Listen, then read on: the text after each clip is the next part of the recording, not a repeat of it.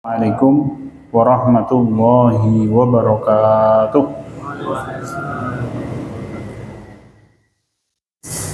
Alhamdulillahirabbil alamin. Innal hamdalillah nahmaduhu wa nasta'inuhu wa nastaghfiruh wa na'udzu billahi min shururi anfusina wa min sayyiati a'malina. May yahdihillahu fala mudilla lahu wa may yudlilhu fala hadiya lahu. Wa asyhadu an la ilaha illallah wahdahu la syarika lah wa asyhadu anna Muhammadan abduhu wa rasuluhu alladzi la nabiyya wa la rasula ba'dah. Allahumma shalli ala Muhammadin wa ala azwajihi wa dhurriyyatihi wa ahli baitihi wa ashabihi wa mawalah. A'udzu billahi minasy syaithanir rajim. Ya ayyuhalladzina amanu taqullaha haqqa tuqatih wala tamutunna illa wa antum muslimun. Fausikum wa iyaya nafsi bitaqwallahi faqad fazal muttaqun. Hadirin sadaniallah wa iyyakum. Segala puji bagi Allah Ta'ala. Monggo kula panjenengan sami tansah munjukaken rasa syukur dumateng Allah Subhanahu wa Ta'ala ingkang paring sedaya nikmat, ingkang paring kanugrahan dhateng kula panjenengan sami, terutama nikmat kehidupan. Setelah itu nikmat yang lebih besar, yaitu nikmat keimanan kita kepada Allah, nikmat kehidupan sarana di mana Allah Ta'ala paring datang kula panjenengan sami wekdal untuk memperbaiki diri, betul-betul menjadikan diri kita ini orang-orang yang selalu dekat dengan Allah, orang yang merindukan Allah Ta'ala. Ini satu amal yang besar di sisi Allah. Sampai Rasul kita mengajarkan doa, ya, Allahumma inni as'aluka ridha ba'dal qadha, Allahumma inni as'aluka syauqa ila liqa'ika. Wahai Allah, aku memohon kepadamu, jadikanlah aku orang yang ridho setelah engkau menetapkan semua qadha untukku, wa syauqa ila liqa'ika, dan aku memohon kepadamu kerinduan untuk bertemu denganmu. Ya. Jadi ibadah kula panjenengan sami kepada Allah itu untuk membangun kerinduan kita kepada Allah. Kenapa? Karena ini penting, akan mempengaruhi sikap Allah kepada kita. Bukan berarti kemudian Allah dipengaruhi oleh hambanya, tidak, tetapi sebagai bagian dari imbal balik.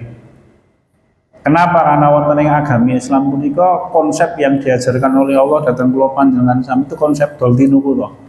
Jual beli kan. Di dalam Al-Quran kan konsepnya itu jual beli. Innallaha ashtara minal mu'minina anfusahum wa amwalahum bi anna lahumul jannah. Ya.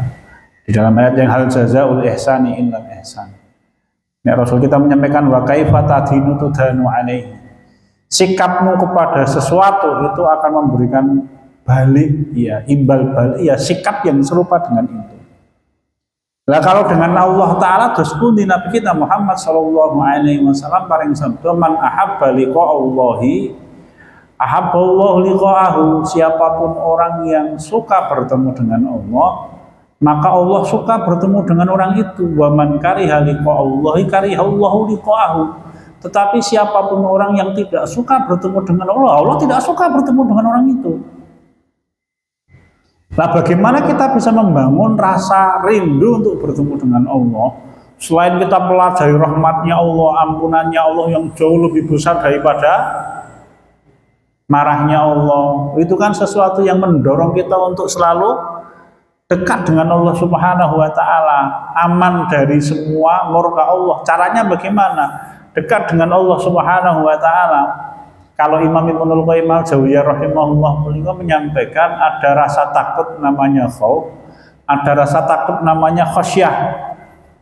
Kalau seseorang takut kepada Allah, itu orang takut kepada siksa dan kuasanya Allah Ta'ala. Nanti di atasnya lagi bagi orang-orang yang alim, itu orang yang memiliki rasa takut bentuknya khasyah. Khasyah itu rasa takut tetapi diiringi dengan ilmu dan cinta kepada Allah. Kalau Imam Ibnul Qayyim al-Jauziyah mengibaratkan seperti kalau ada orang yang melihat sesuatu yang membahayakan, dia lari, itu takut, khauf namanya.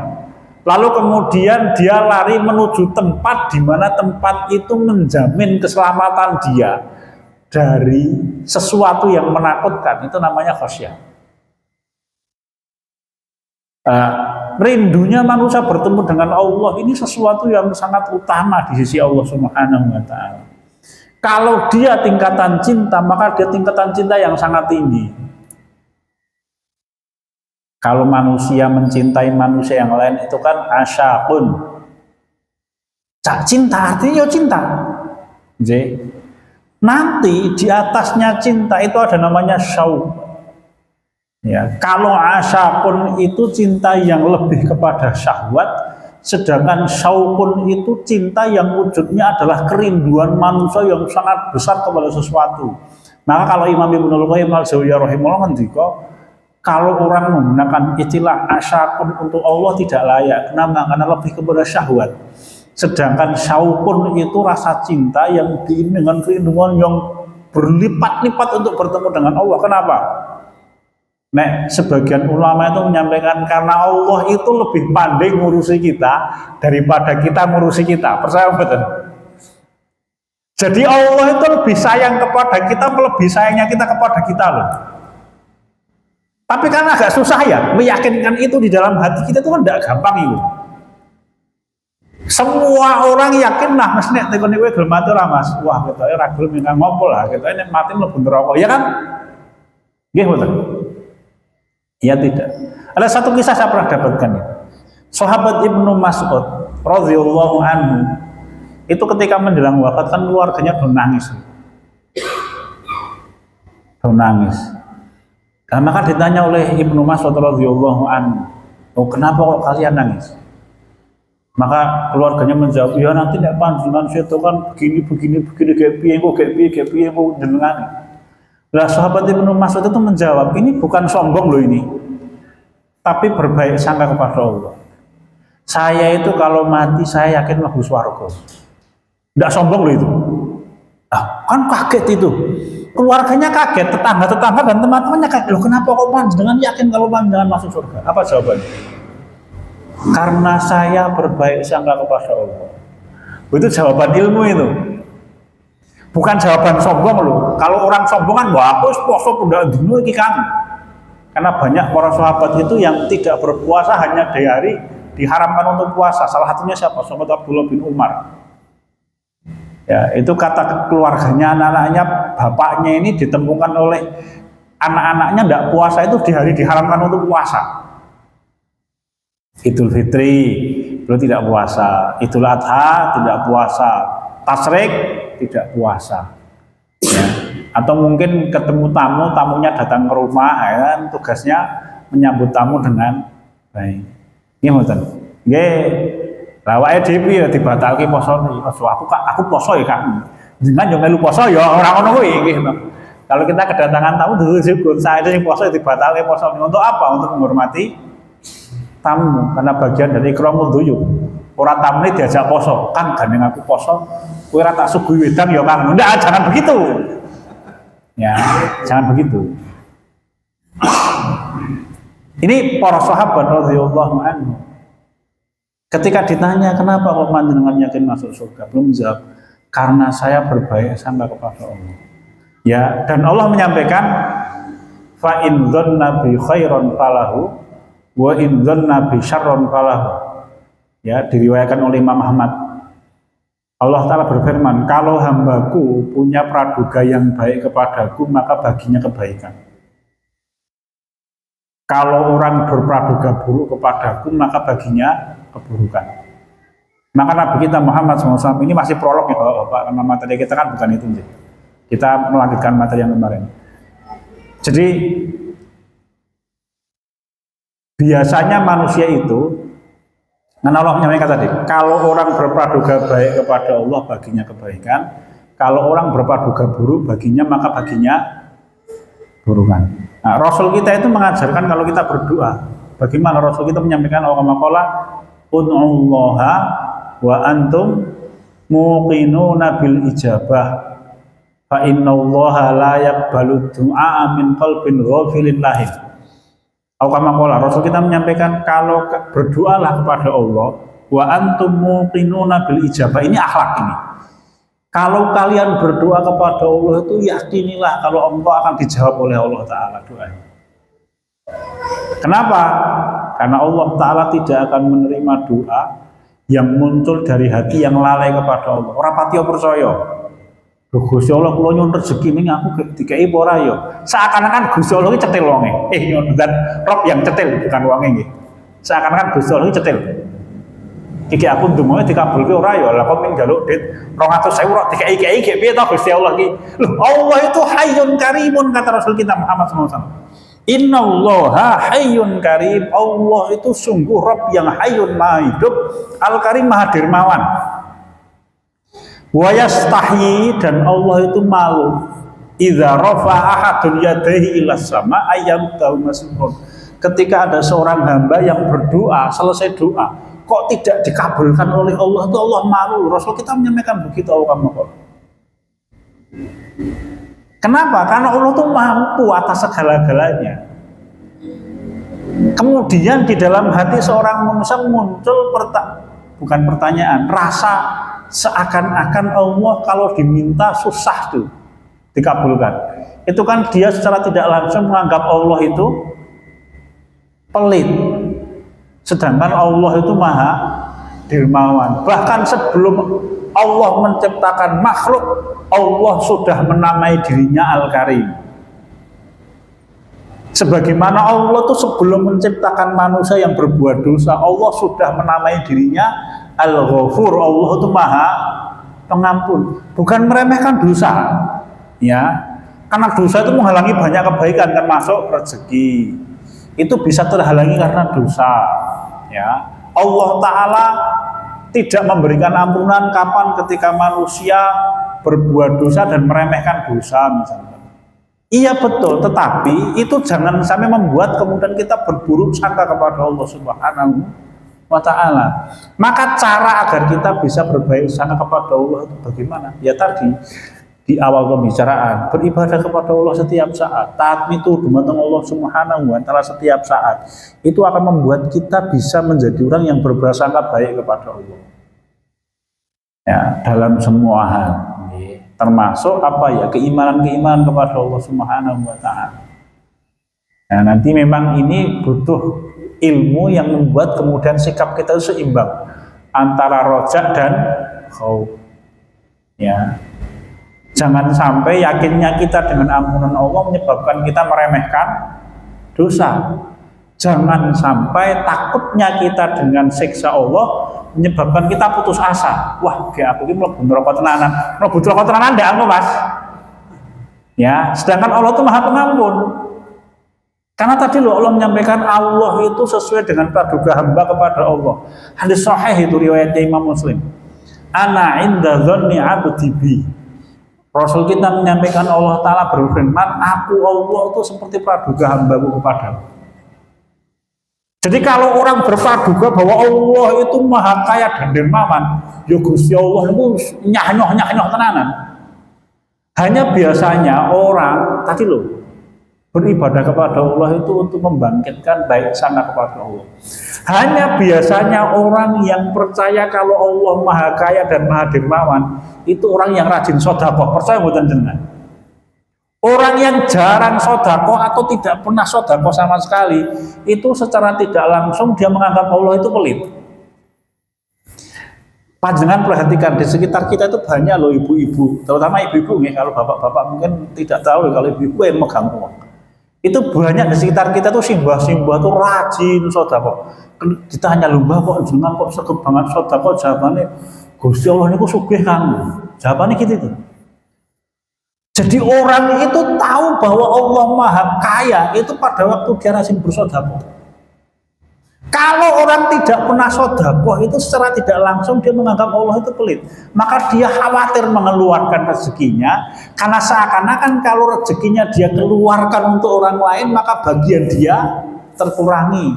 Sedangkan Rasul kita menyampaikan sedekah tidak akan menghilangkan rezeki. J. Kalau kita cari orang yang meyakini Allah Maha Pengampun, itu biasanya orang yang justru jarang berbuat dosa. Nek orang sing ahli maksiat niku malah biasanya orang pati percaya kalau Gusti Allah Maha Pengampun. Mas kok jenengan ra gelem waduh aku wis reget e Kang. Ora reget tenanan niku mangke. Justru ketika orang tahu dia kotor, harusnya dia rajin beribadah. Agar apa? Agar dia bersih. Tapi betulan loh ini, ya panjenengan silahkan tanya, dan kalau ketemu konco akram atau konco sing wis ora ketemu ora tau ibadah, Mas Bu, suatu kamu biasa siapa itu? Wah, aku kok kowe dosa kan. Kita ora wangun mlebu masjid, yo wis ora wangun mlebu masjid tenan kok. Yo ora wangun mlebu swarga tenan nanti. Ya. Maka tadi kita sampaikan, beribadah kepada Allah itu apa salah satu fungsinya? Membangkitkan baik sangka kepada Allah Ta'ala. Ini penting. Apa saja kita pernah menceritakan loh di awal pertemuan dulu kisahnya Nabi Musa alaihissalam ketika dikejar oleh Fir'aun wonten ing Asy-Syu'ara. Ya. A'udzubillahi minasyaitonir rajim. Falamma tara'al jam'ani qala ashabu Musa inna lamudrakun. Pada waktu dua kelompok besar sudah bisa saling melihat, Nabi Musa bersama dengan Bani Israel yang jumlahnya sahabat Ibnu Mas'ud di dalam riwayat yang sahih menyampaikan sekitar 670.000 orang Bani Israel. Gede cilik nonton nang wedok. Dikejar oleh pasukannya Fir'aun. Nek miturut sebagian ulama tafsir itu jumlahnya sekitar 1 sampai 1,5 juta orang pasukan bersenjata lengkap. Falamma tara'al jam'ain, ketika dua pasukan sudah bisa saling melihat. Terus kono seketok kene iso delok kono, sudah saling melihat. Qala ashabu Musa inna lamudrakun, maka pengikutnya Nabi Musa mengatakan kita pasti tertangkap wahai Musa, habislah kita. Wes dibantai oleh Fir'aun dan pasukannya, kira-kira gitu bahasanya. Karena di depannya pasukan Fir'aun, di belakangnya laut. Tidak ada jalan keluar nih. Naik pesawat terbang, orang pesawat terbang. Kapal, orang kapal. Jawabannya Nabi Musa itu jawaban baik sangka kepada Allah. Kalla inna ma'ya rabbi sayahdi. Tidak. Allah bersama denganku dan Allah pasti memberikan petunjuk bagaimana menyelesaikan masalah ini. Itu kan doa baik sangka kepada Allah. Tidak ada kata-kata Gusti Allah kula nyuwun, tapi baik sangka kepada Allah. Kenapa? Karena baik sangka kepada Allah itu memberikan imbal balik apa? Ya kebaikan untuk orang itu. Dijawab oleh Allah, langsung dijawab loh. Maka orang kata-kata Allahumma itu tidak ada. Jawabannya kalla inna ma'iya rabbi sayahdi. Tidak, Allah bersama denganku dan pasti Allah mendatangkan jalan keluar. Dijawab oleh Allah. Fa'auhayna ila Musa anidrib bi'asokal bahr. Maka kami wahyukan kepada Musa, wahai Musa, pukul laut itu dengan tongkat. Dan Nabi Musa itu menjawabnya dengan baik sangka kepada Allah. Bayangkan kalau misalkan Nabi Musa tidak berbaik sangka kepada Allah. Ini kok dijawab loh Gusti Allah, kula niku betahe kapal, ora tongkat. Wayal-wayalan niku mangke. Wahai Musa pukulah Gusti Allah, kula niku betahe kapal, kudu tongkat. Nggih, akhirnya napa? Akhirnya dongane ora dikabulke malah mangke. Tapi Nabi Musa alaihissalam itu berbaik sangka kepada Allah, ya sudah didhawuhi oleh Allah, kerjakan saja. Ya, maka dipukullah laut itu dengan tongkat, terbelah laut itu. Baik sangka kepada Allah Subhanahu wa taala. Ausikum wa iyana Allah. Ini prolog hadirin sadani Allah ya. Pramila pada waktu kita berhadapan dengan masalah seberat apapun, itu sandaran hati kita adalah kembali kepada Allah Subhanahu wa taala. Al-Awwab. Ya, banyak kembali kepada Allah. Nek seneng sing dieling-eling Allah, nek susah ya sing dieling-eling Allah. Pertama kali, pokoknya kalau kita senang itu yang diingat pertama kali Allah Ta'ala. Minimal ucapkan Alhamdulillah. Kalau kita susah ya diingat tahu siapa? Ya Allah Subhanahu wa Ta'ala. Minta kepada Allah Subhanahu wa Ta'ala menyelesaikan masalah kita. Maka Nabi kita Muhammad SAW itu di dalam satu riwayat disebutkan beliau berdoa kepada Allah itu dalam urusan tali sepatu yang beliau pakai. Nek awake dhewe sapat sandal. Itu mohonnya kepada Allah. Di dalam riwayat yang lain Rasul kita itu mohon kepada Allah dalam urusan garam dapur. Kan urusan remeh banget nih nggih. Minta kepada Allah, apalagi urusan yang lebih besar. Nih hadirin sadani Allah wa iyyakum.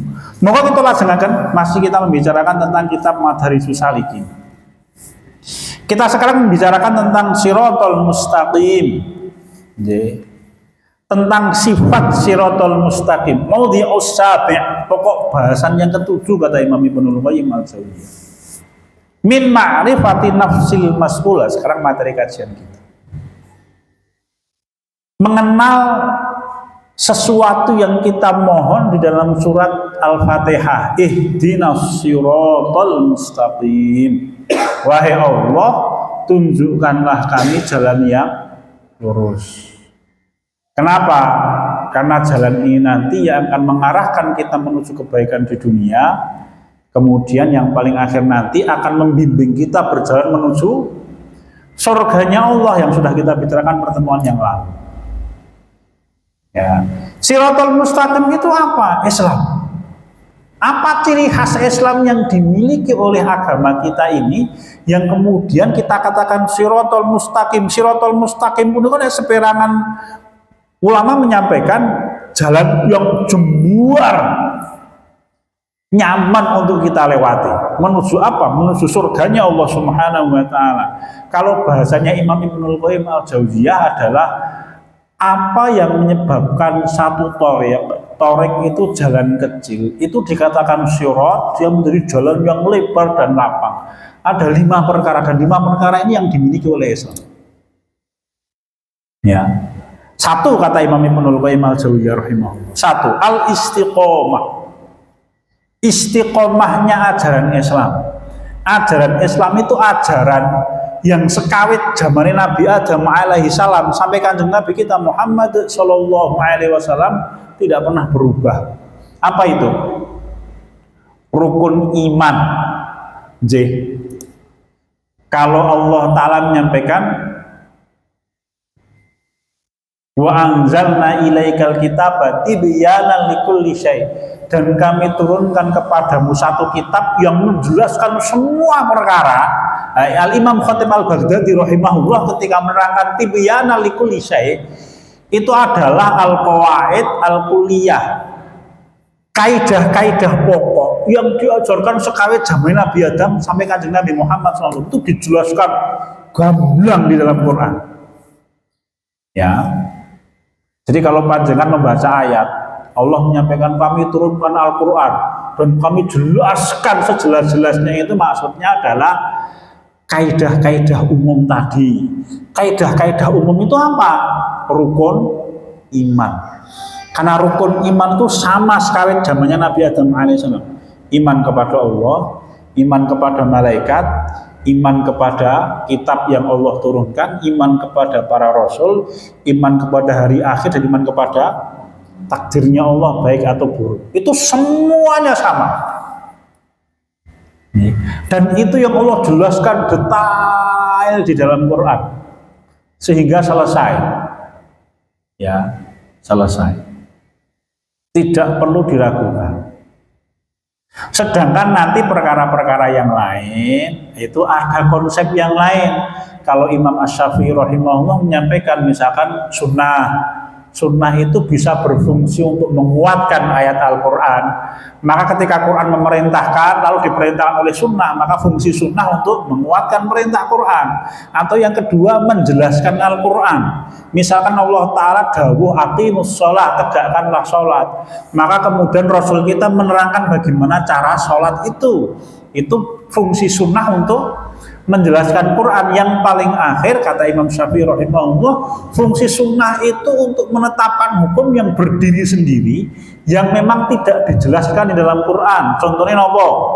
Contohnya adalah hak waris bagi simbah misalkan, atau misalkan yang lain, haramnya binatang yang bergigi taring, haramnya binatang yang kukunya tajam dan mencengkeram mangsa. Itu panjenengan bika wonten Quran ora ono niku Mas.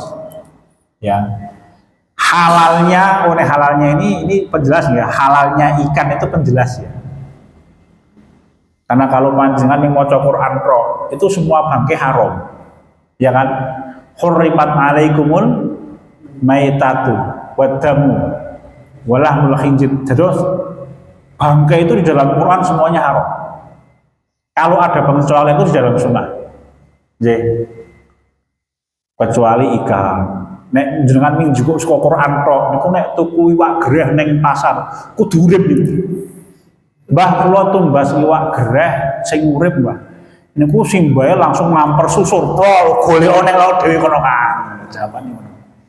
Itu kalau hanya menggunakan Quran tok ya, maka kemudian sunnah menyampaikan bangkainya ikan itu halal, apalagi yang berdiri sendiri sunnah itu. Haramnya daging keledai jinak, haram itu kan. Kalau keledai liar boleh, tapi kalau keledai jinak yang dipelihara manusia haram. Ada hadis tersendiri nanti. Itu nanti di bawahnya Quran ada aturan yang lain, karena Islam itu kan aturannya banyak, tidak hanya Quran dan Sunnah. Yang ketiga adalah ijma'nya para sahabat, al-ijma', ya, ijma'us sahabah. Contoh ijma'us sahabah itu apa? Tidak bolehnya seorang wanita menjadi pemimpin negara misalkan. Itu kan ada di dalam ijma'us sahabah. Ya. Nah di dalam Sunnah kan la yuflahul umamu walau amru mar'ahid aja. Tidak akan beruntung suatu masyarakat yang urusan kepemimpinannya diserahkan kepada wanita. Tapi kemudian yang menjadi haram siapa? Ijma'us sahabah. Ya, apalagi ijma'us sahabah bolehnya menulis hadis. Itu kan Rasul kita hidup justru tidak ada membolehkan menulis hadis. Rasul kita menyampaikan kalau selain Quran maka hapus, kata Rasul. Lalu kemudian kita boleh membaca menulis hadis itu setelah Rasul kita wafat, kemudian para sahabat menulis hadis. Itu ijma'us sahabah. Di bawahnya ijma'us sahabah adalah al-qiyas. Ini yang disepakati oleh 4 mazhab. Qiyas itu satu proses pengambilan hukum dengan cara menetapkan satu hukum yang sudah ada. Kemudian ini dipakai untuk menghukumi perkara yang baru karena kesamaan sebab. Ini bahasa paling sederhana ya. Sebenarnya bukan sebab sih. Manatul hukum namanya. Wes niku nek diterangkan atau hukum-hukum sebab gitu aja. Ya. Contoh, khamr itu haram. Alasannya kenapa diharamkan? Karena dia menghilangkan akal. Ya. Qiyas itu semua barang yang datang setelah khamr yang menghilangkan akal, maka dia diharamkan. Kenapa? Karena punya kesamaan sebab. Apa itu? Menghilangkan akal. Mbuh namanya tembakau gorila, mbuh namanya rohypnol, megadon, leksotan, tramadol, apa meneh Mas? Sing odol-odol niku ya. Haram itu kenapa? Karena sama-sama menghilangkan akal. Ya. Itu qiyas namanya. Nanti di bawahnya qiyas ijtihad yang ada 6 versi dan 6 macam itu. Ini berbeda pendapat di antara para ulama nanti. Ada maslahah mursalah, ada istishab, ada istishab, ada syar'u mangqoblan al-uruf, ada syaddu dzarra'i, ada 6 itu. Jadi memang lengkap betul ajaran Islam. Istiqomah, dia teguh, tidak pernah berubah Islam itu. Sekawit zamannya Nabi Adam sampai kanjeng Nabi kita dalam apa? Qawaid al-kulliyah, kaidah-kaidah umum yang sama kawit zaman Nabi Adam sampai Nabi Muhammad sampai akhir zaman. Sedangkan untuk rukun Islamnya memang nanti ada bagian-bagian tertentu yang tidak sama. Sholat kiblatnya beda. Dulu ya itu memang. Tata cara sholatnya mungkin berbeda antara Nabi kita Muhammad SAW dengan Nabi yang sebelumnya. Bisa jadi begitu. Al-istiqomah, teguh. Ini ajaran Islam, sifat yang pertama. Engkang angka kali al-isala ilal maqsud, al-isalu ilal maqsud. Alasan yang kedua, ciri khasnya Islam itu apa? Al-isalu ilal maqsud. Betul-betul dia menyampaikan tujuan kita. Pada waktu kita berkehendak untuk beribadah kepada penguasa alam semesta, ya memang kita langsung beribadahnya kepada penguasa alam semesta. Orang-orang musyrikin Quraisy boten, pada waktu dia meminta kepada Allah Ta'ala melalui perantaraan berhala. Ya, minta kepada perantaraan. Sebagaimana kalau panjenengan mempelajari semua agama di alam semesta ini, itu sebenarnya mereka meminta kepada dalam tanda petik Tuhan yang Maha Kuasa dengan perantaraan dewa, bisa jadi dengan perantaraan tokoh yang disucikan, dengan perantaraan gunung, dengan perantaraan batu dan lain-lain. Tetapi mereka ketika ditanya siapa yang menciptakan alam semesta, semuanya menjawab ya Tuhan yang Maha Kuasa. Kalau kita menjawabnya Allah Subhanahu wa taala, panjenengan cari di mana-mana kan begitu. Agama apapun proses disebut jeneng pokoknya apapun selain Islam itu hakikat proses ibadahnya begitu. Kalau kita tidak, justru itu kalau dikerjakan menjadikan kita jatuh ke dalam kesyirikan. Ya. Kalau kita langsung mintanya kepada siapa? Ya kepada Allah Subhanahu wa taala. Dengan apa kalau kita bertawasul? Ya dengan amal soleh kita yang ikhlas. Kita bertawasul dengan asmaul husna, nama-nama Allah taala yang indah. Atau kalaupun kita kepingin minta tolong dungane wong soleh, boleh kita bertawasul dengan orang soleh yang kita kenal mustajab doanya dan dia masih hidup. Ini kan ada loh mas, di sekitar kita wong-wong soleh begitu. Saya kenal itu, saya punya teman itu begitu. Ya, jadi nek ngomong wah cilok terang ngomong mas. Ya orang-orang seperti itu bisa dimintai tolong ndongake. Datang ya sebawa gula teh lah kan wangun gitu mas. Aku dungake kan ya kita rawati wangun ya mas. Ya datang bertamu silaturahim mriki silaturahim ingkang kalih nyuwun donga iki kalih titipan Pak ngono. Amplop dibuka ora kothong ya mas ya. Njaluk didongake ya. Itu kan kebiasaan para sahabat. Para sahabat itu ketika dalam kondisi genting mereka mendatangi sahabat yang terkenal doanya mustajab. Misalkan siapa? Barok bin Malik radhiyallahu anhu ketika perang Nahrawan, para sahabat mendatangi Barok bin Malik radhiyallahu anhu. Misalkan begitu dan dikerjakan oleh para sahabat radhiyallahu anhu. Boleh hadirin sekalian.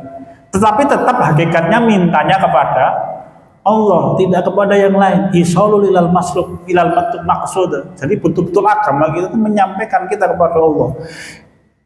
Bentuk yang lain, Allah Ta'ala tidak mau menerima amal yang niatnya bukan untuk Allah.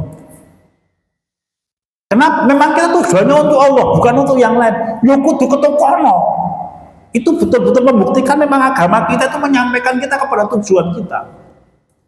Panjenengan sangat bika di dalam tafsir Al-Qurtubi, Imam Al-Qurtubi itu ketika menerangkan firman Allah akhir surat At-Taubah itu, faman kana yarju liqa Allah wa man kana yarju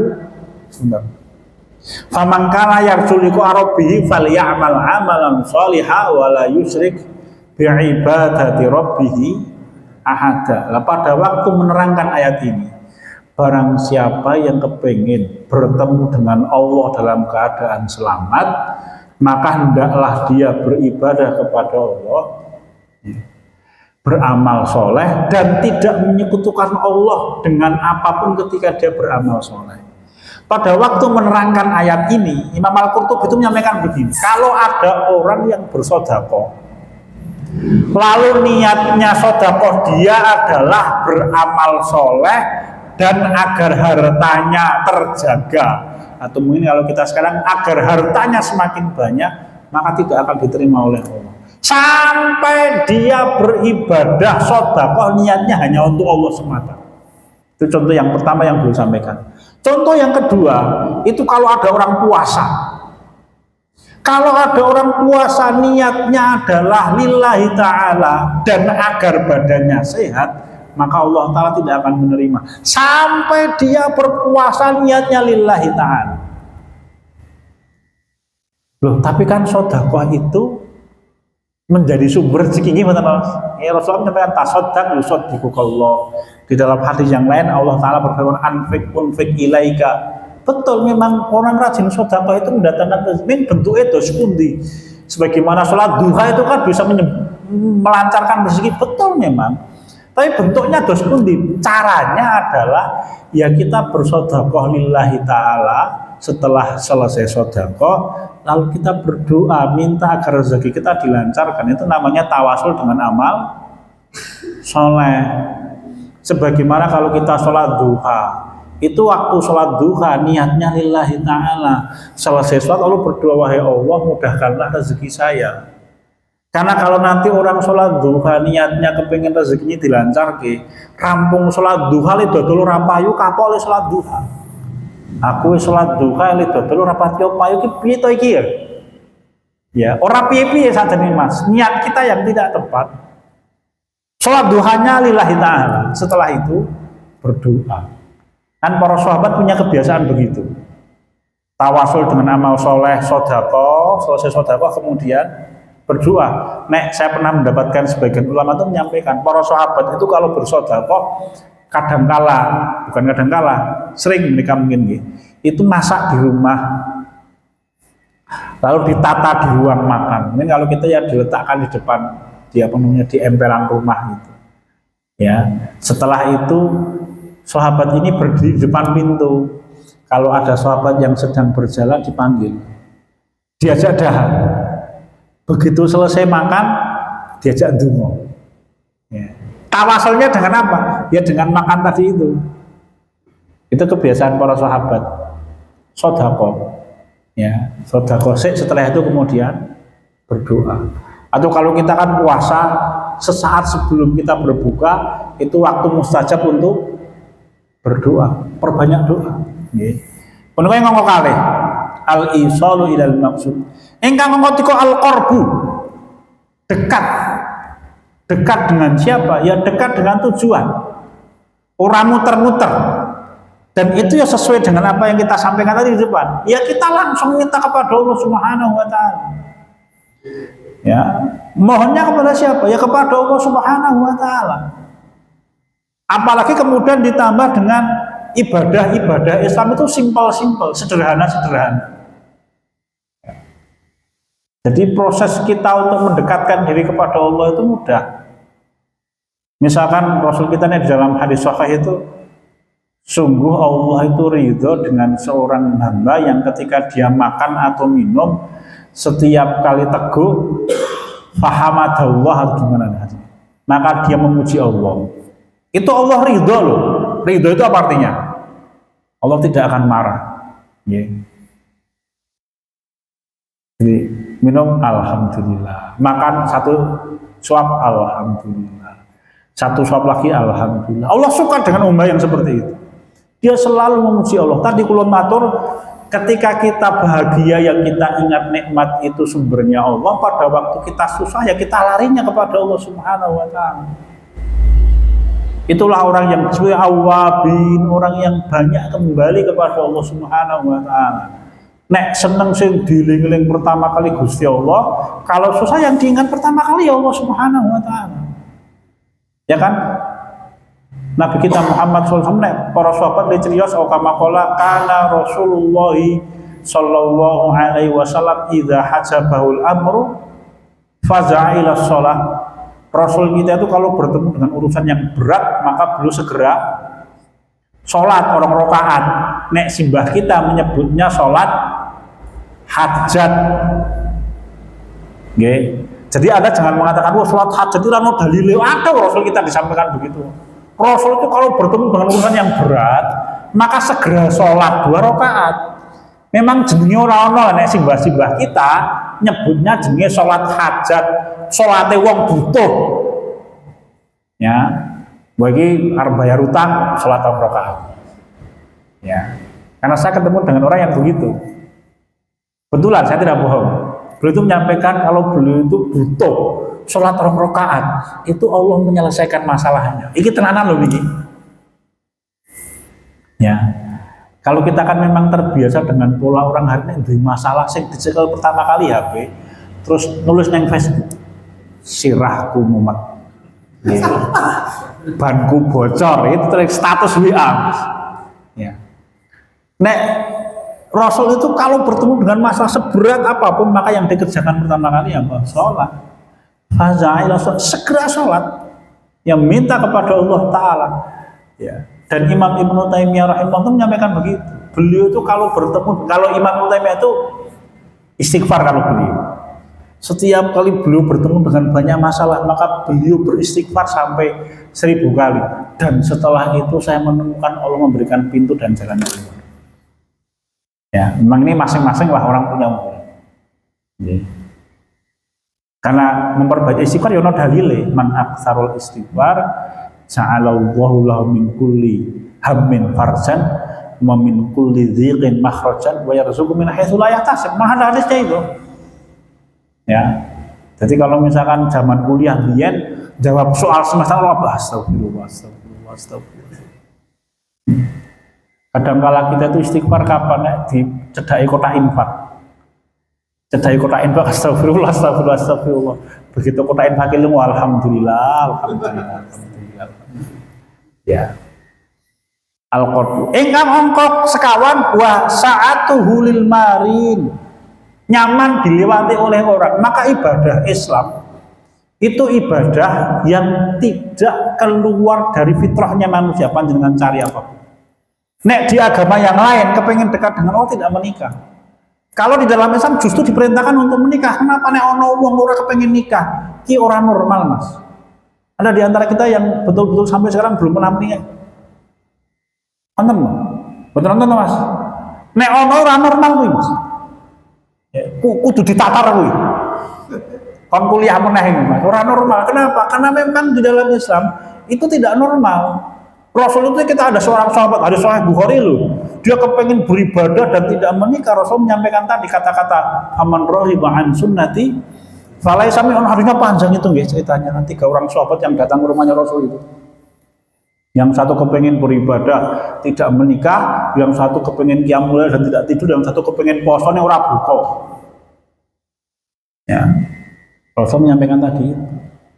Ya, Rasul itu ya puasa dan berbuka, ya sholat lail ya tidur, dan beliau ya beribadah dan menikahi wanita. Lalu belum menyampaikan faman raghiba an sunnati falaysa minni. Jadi ajaran Islam itu apapun sesuai dengan fitrah. Wes toh kalau kita tidak bisa sholat berdiri duduk, ming pahalanya setengah pancen. Kecuali orang yang duduknya karena darurat, itu pahalanya tetap oleh Allah dianggap sama. Ya. Tapi kalau misalkan dalam sholat sunnah kan boleh nih, boleh jenengan sholat sunnah meskipun jenengan sakjane kuat, tapi tetap duduk itu boleh, pahalanya setengah kata Rasul kita Muhammad SAW. Kecuali orang yang darurat. Nek sholat fardu tidak, sholat fardu itu yang mampu berdiri harus berdiri. Ya. Tapi kalau misalnya kita kelelahan, boleh kita duduk kalau sholat sunnah. Tidak bisa duduk, ya berbaring. Nanti pahalanya akan dibagi setengah. Ya. Ada seorang sahabat di dalam hadis sahih tentang orang yang berhubungan suami istri di bulan Ramadan. Dan hadisnya lucu tuh, hadis sahih loh itu. Ya. Ada seorang simbah-simbah itu datang kepada Rasul kita Muhammad SAW di bulan Ramadan, lalu berkata, halaktu ya Rasulullah, halaktu ya Rasulullah, halaktu ya Rasulullah. Wah, celaka besar ya Allah, celaka besar ya Allah.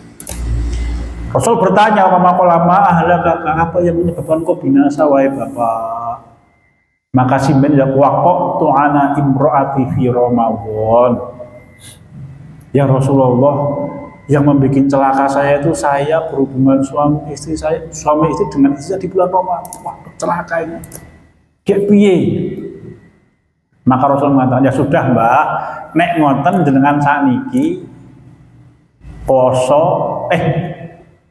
membebaskan budak. Ya Rasulullah, saya tidak punya harta. Ya wis nek ngono sakniki jenengan poso rong sasi urut. Beliau menjawab, ya Rasulullah, saya kius tua ngeten iki lha nek kan poso ngoten niku yo ora kuat das pundi. Maka Rasulullah, ya sudah kalau begitu Mbah, jenengan sekarang memberikan makan bagi 60 orang fakir. Si Mbah jawab, ya Rasulullah, wong paling fakir di Madinah itu kula. Itu Rasul sampai tertawa loh itu. Sampai para sahabat menyebutkan sampai giginya Rasul kelihatan. Mungkin ada batin ini wong tua yo nriti yo. Ya. Terus sampai Rasul itu kan sampai kelihatan gigi seninya Rasul kita sampai tertawa itu. Akhirnya Rasul kita masuk ke dalam rumah, ngambil satu karung besar kurma, diberikan nggih pun Mbah niki kagem jenengan mawon monggo kondur. Wis enak ta Mas. Wis berhubungan dengan suami dengan istrinya di bulan Ramadan bali mulai nggawa kurma. Enak ta Mas. Itulah Islam itu ringannya begitu. Ya kok ngopo kan bebaskan budak orang di duit. Kon poso ora kuat. Kon memberikan 60 orang fakir dia paling fakir. Lah terus piye? Ya wis, akhirnya diberi rezeki mangan oleh Rasul kita Muhammad sallallahu alaihi wasallam. Itulah nyamannya Islam. Nggih, nyaman. Ini sifat Islam yang keempat ya. Jadi dia nyaman bagi siapa. Poso yang paling nyaman itu ya posone wong Islam. Dimulai dari terbit fajar, diakhiri ketika tenggelamnya matahari. Di luar agama Islam itu ada puasa, tapi tidak seperti puasa kita. Nggih, ana poso ngebleng. Gek piye kuwi Kang? Sedina sewengi. Ya Mas. Ana poso ngrowot, gek piye kuwi Kang? Ya. Mangane mung sayur terus yo nek iso ki yo iso Mas. Ya abot nek oleh nglakoni iki. Ana poso mutih, nek poso mutih rada ngel Mas niku Mas. Endhog ya putih, gitu Mas. Susu ya putih. Wah, gandum ya putih, wis enak kabeh. Sego ya putih. Nggih, iwak laut ya putih, nek aku rada ngel iki Mas. Ya poso mutih. Tapi poso yang paling logis ya puasanya kaum muslim dan paling sehat itu yaitu poso ini. Yang paling akhir ta'inuhu tariqan lil maqsud. Dan Islam itu detail ketika mengajarkan orang berjalan menuju Allah Subhanahu wa taala. Rinci. Ya. Dirincikan betul oleh ajaran Islam. Apalagi kemudian para ulama yang memiliki kapasitas kemudian memberikan penjelasan yang lebih banyak lagi. Untuk mencapai derajat yang tinggi sabar Mas, lebih caranya sabar. Para ulama menyarikan dari sekian banyak hasanah ya, Quran, hadis-hadis Rasul, kemudian perkataan para ulama besar, para sahabat, lalu kemudian diajarkan cara untuk sabar begini. Nanti dibahas oleh Imam Ibnu Qayyim dalam Manzilatus Sabar. Kalau kita kepengen mulia, mari kita bertawakal. Piye caranya tawakal? Nanti para ulama menyarikan dari sekian banyak hasanah pengetahuan diajarkan. Piye caranya tawakal? 1, 2, 3, 4, 5, 6, 7 itu diajarkan di dalam kitab ini oleh Imam Ibnu Qayyim al-Jauziyah. Sabar nih Mas. Ya mungkin kita bahas 5 tahun lagi. Kita suwe iki kan iki suwe tadi 20 tahun kita rada iki Mas. Anda jangan terkecoh dengan kitab misalnya kitab iki apik iki kan gitu. Ming nek saya punya yang begini, tur iki mantep nek nggo ngisi pengajian ning kampung-kampung. Dikira pribon iki kan. Wangun to kitabe ya. Jadi mantep nek simbah-simbah ketok kayak kitabe tuwa tenanan kayak ketok iki. Mau gara-gara fotokopian. Jadi ini 5 kelebihan yang dimiliki oleh ajaran Islam. Ya. Jadi ya inilah sifatnya Islam yang memang betul-betul Allah ciptakan untuk kita sebagai kasih sayang Allah Subhanahu wa taala. Maka pokok bahasan bab pertama ini adalah Allah dengan kasih sayangnya mengutus seorang Rasul, ya kan, bab yang kita bahas sekarang itu kan bab itu. Jadi ajaran Islam yang dibawa oleh Rasul kita Muhammad Shallallahu Alaihi Wasallam kasih sayang untuk kita. Nopo ki mau. Haji itu ya kasih sayang Allah. Puasa itu ya kasih sayang Allah Ta'ala. Apalagi perempuan pakai jilbab itu ya kasih sayang Allah Subhanahu wa taala. Kita diwajibkan berbakti kepada Allah itu ya kasih sayang, berbakti kepada orang tua itu ya kasih sayang Allah Subhanahu wa taala. Oh semuanya yang apabila salah satunya ditinggalkan dengan sengaja itu akan menyebabkan hidup kita timpang. Wes stop. Ya, apa saja. Hanya memang di dalam Islam itu ada istilahnya istitoah, kemampuan. Nek mampu dikerjakan, nek tidak mampu boleh tidak dikerjakan sampai dia mampu. Tapi bukan ditinggal, bukan dia tolak, ning dia belum mampu. Misalkan dia pengen poso, ning belum mampu, yo rasa poso sampai dia mampu untuk berpuasa. Karena memang betul-betul ada orang yang ketika dia berpuasa sampai jam 8, jam 9 itu kumayu mae kumat itu yo muntah-muntah tenanan, entek-entekan tenanan itu nanti. Ya, memang ada yang seperti itu. Maka dia nanti silahkan berlatih sampai kapan diwajibkan, sampai dia nanti mampu untuk berpuasa. Ya. Tetapi kalau ada orang yang menolak berpuasa atau malas berpuasa, hidupnya pasti timpang. Ada bagian yang akan Allah cabut dari dirinya. Kenapa? Karena semua ajaran yang Allah turunkan itu kasih sayang Allah dan pasti mendatangkan maslahat semuanya. Sehingga kalau ada yang ditinggal, maka pasti akan mendatangkan mafsadat sekecil apapun. Mesti itu. Ada yang timpang. Maka ya tugas kula panjenengan sami beramal sesuai dengan kemampuan kita untuk mentaati Allah Subhanahu wa taala. Sampun pilihannya menika. Tidak ada pilihan lain. Beramal sesuai dengan kemampuan. Kalau belum mampu, maka kita berusaha memampukan diri kita. Kira-kira begitu. Jadi, wallahu a'lam bishawab. Ini pembicaraan kita pada kesempatan kali ini.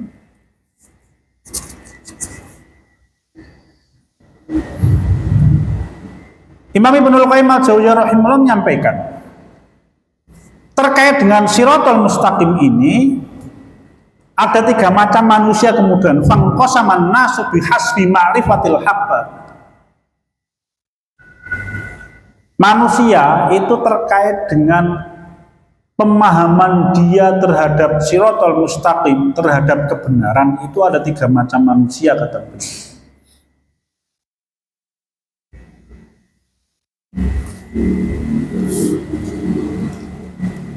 Wal amal bihi ila hadhil aqsami salasah. Kemampuan orang untuk memahami Islam dan mengamalkan Islam itu ada 3 macam kelompok. 1, aliman bil haqqi amilan bihi. Yang pertama adalah orang yang mengetahui kebenaran dan dia melaksanakan kebenaran. Siapa itu? Kaum muslimin. Maka Nabi kita Muhammad Shallallahu Alaihi Wasallam pada waktu menerangkan tentang makna ihdinas siratal mustaqim siratal ladzina an'amta alaihim ghairil maghdubi alaihim waladdallin, maka belum menyebut al-maghdub itu orang-orang Yahudi, dhalun itu orang-orang Nasrani. Kita ada di tengah-tengah mereka. Ya. Kalau orang maghdub, ini ketiga kelompok tadi. Kalau maghdub, berarti kita bahas dulu Yahudi saja. Al-maghdub itu orang yang mengetahui kebenaran, tapi dia tidak mau melaksanakan kebenaran. Itu al-maghdub. Orang-orang Yahudi, pandai-pandai, pinter-pinter, tapi dia menolak mentah-mentah. Orang Yahudi itu sifatnya. Orang yang sangat paham mana yang baik, mana yang buruk, tapi dia orang yang paling berani melanggar itu. Ini sifatnya orang Yahudi. Tetapi kadangkala ada di hatinya kaum muslimin sebagai penyakit hati, bahaya. Al-maghdub. Dhalun itu adalah orang yang sangat kepingin menjadi orang baik, ora arti carane. Iki waliane iki, Mas. Siapa itu? An-Nasara. Sampai oleh Allah diabadikan di dalam surat Al-Hadid itu loh. Wa rahbaniyatan ibtada'uha ma katabna 'alaihim illa ibtigha'a ridwanillah. Kemudian mereka mengadakan rohbaniyah. Rohbaniyah itu hidup sepanjang hayat tidak menikah tadi. Selibat. Ibtada'uha. Mereka yang mengada-adakan kata Allah. Allah ngendika ngaten. Allah tidak pernah memerintahkan Nabi Isa dan pengikutnya untuk tidak menikah. Maka di dalam satu riwayat sahih, Rasul kita menyampaikan nanti di akhir zaman Nabi Isa ketika turun, maka beliau menikah. Dan mungkin kita dapat undangan pernikahannya. Bisa jadi kawan. Beliau menikah nanti ketika turun di akhir zaman itu. Kapan aku? Kita tidak tahu. Ya, beliau menikah setelah itu. Di dalam satu riwayat nih, beliau menikah. rahbaniyah ibtadauha. Maka tabanna alaihim, kami Allah tidak pernah perintah, tidak pernah mewajibkan mereka untuk itu. Illa batigha ridwanillah. Mereka mengatakan kami hidup tidak menikah selamanya itu untuk mendapatkan ridho Allah. Semangatnya seperti itu loh Mas. Tidak main-main. Saking pengennya dadi wong sing dekat dengan Allah, mereka sampai rela tidak menikah sepanjang hayat. Tidak sanggup kita. Loh, apa ada di antara kita yang sanggup Mas? Nek cah nom-nom ngomong loh terima mati ngadekan. Enggak sanggup kita. Enggak sanggup. Lah, masalahnya di mana? Dilanjutkan ayat fama ra'auha haqqari ayat. Masalahnya itu mereka tidak menjaga dengan baik haknya Allah yang harusnya dijaga. Kenapa? Mereka tidak tahu. Saking cintanya kepada Allah dan kepada Nabi Isa diangkat menjadi anaknya Allah. Marah Allah Mas. Kenapa? Tidak tahu. Bayangkan, orang cintanya bertepuk sebelah tangan itu sakit loh. Apakah ada di antara kita yang pernah punya pengalaman? Aku udah tahu sakit ya kan. Ini katanya sakit. Nanti orang di mangan uradus. Ya kan? Kenapa? Gara-gara cintanya ditolak. Ini ada orang yang ketika mencintai Tuhan itu dibalas laknat, bayangkan. Ada orang yang mencintai Tuhannya dan oleh Tuhannya dibalas murka. Kenapa? Karena salah mengekspresikan cinta. Ya, bahaya loh itu. Betulan. Saking cintanya kepada Allah lah, Nabi Isa yang hambanya Allah diangkat menjadi anaknya Allah. Marah Allah Ta'ala. Allah menyampaikan lam yalid wa lam yulad wa lam yakul lahu kufuwan ahad. Ya. Maka hadirin sadani Allah wa iyyakum, kaum muslimin di mana? Lah di tengah-tengah. Kita ini orang yang alimul haq, amilun bihi. Kita ini orang yang tahu kebenaran dan beramal di atas kebenaran itu. Maka hadirin sadani Allah wa iyyakum, ingkang saged kula aturaken nggih 1 jam pembicaraan kita, mudah-mudahan Allah taala mudahkan urusan dunia dan urusan akhirat kita. Kurang lebihnya mohon maaf. Alhamdulillahirabbil alamin. Oh ya, sebelum saya tutup, wonten pambutan pirsa